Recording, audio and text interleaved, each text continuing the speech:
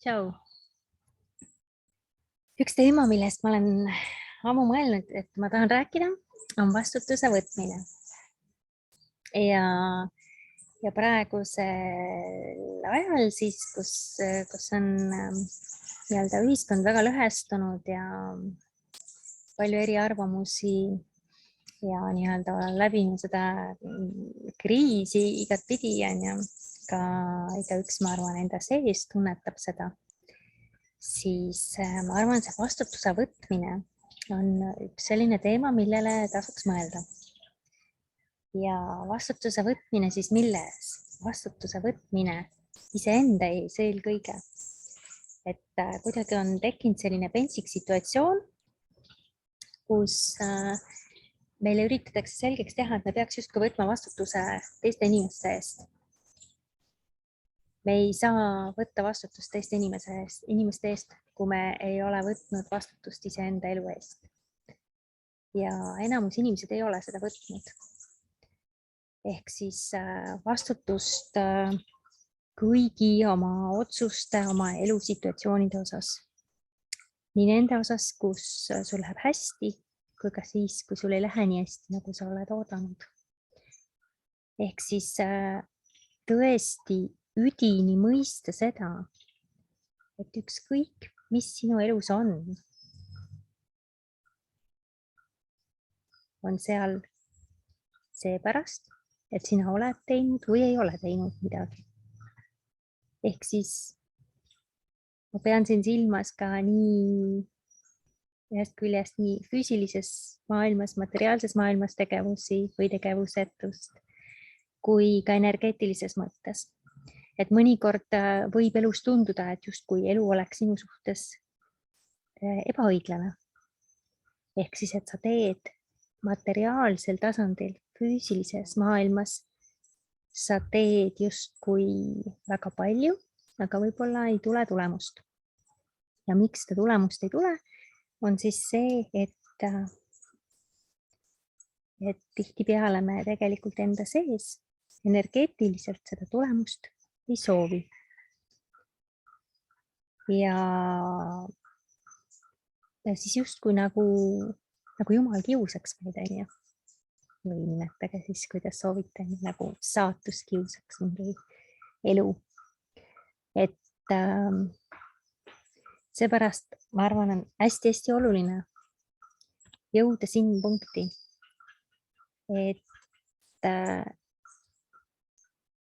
tõesti panna käsi südamele, olla tänulik kõige selle eest, mis sul on ja mõista, et kõik, mis saab olema ka,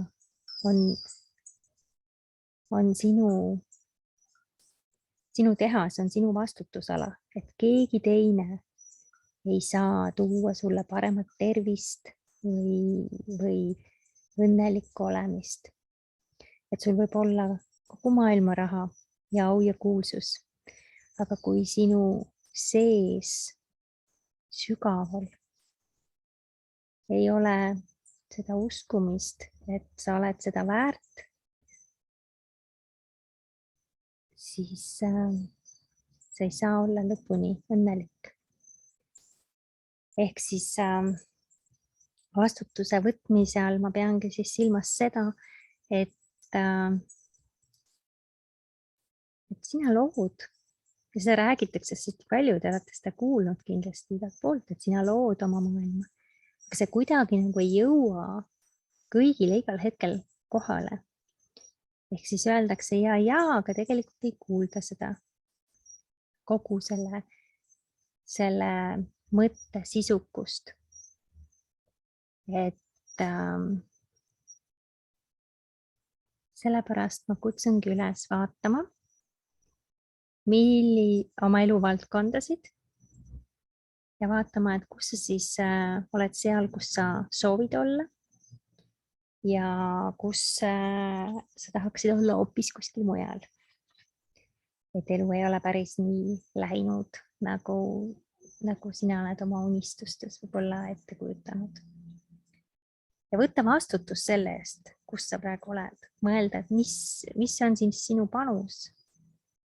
et sa oled punktis C, mitte punktis D.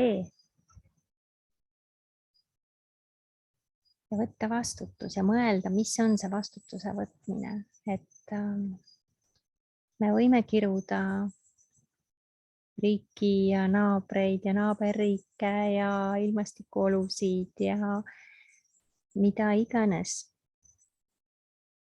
Aga tegelikult see võti,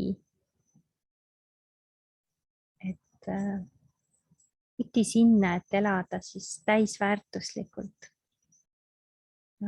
See on ikkagi meie käes. Ja me võime seda võtit iga hetk kasutada.